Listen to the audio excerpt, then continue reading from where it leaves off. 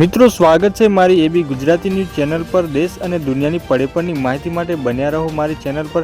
તમને જો મારા વિડીયો પસંદ આવે તો લાઇક શેર અને સબસ્ક્રાઇબ કરવાનું ના ભૂલતા। તો મિત્રો આપણે વાત કરવા જઈ રહ્યા છીએ ગુજરાતમાં રખડતા ઢોરની। તો ગુજરાતમાં હાઈકોર્ટની ફટકાર બાદ શહેરી વિસ્તારોમાં રખડતા ઢોરને પકડવાની ઝુંબેશ તેજ કરવામાં આવી છે, પરંતુ ગ્રામીણ વિસ્તારોમાં સ્થિતિ હજુ પણ જૈસી તે જોવા મળી રહી છે। તો રાજકોટ જિલ્લાના કોટડા સાંગણી તાલુકાના વેળાવળ ગામે રખડતા ઢોરના કારણે એક યુવાન ગંભીર રીતે ઇજાગ્રસ્ત થયો હોવાની ઘટના સામે આવી છે।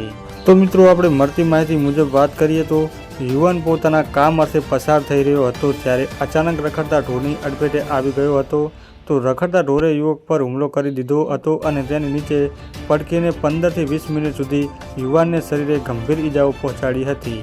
તો મિત્રો ઘટનાને પગલે સ્થાનિક લોકોએ તાત્કાલિક એકઠા થઈ ગયા હતા અને તેમણે ઢોરની ચુંગલમાંથી યુવકને બચાવવાનો ભારે પ્રયાસ કર્યો હતો।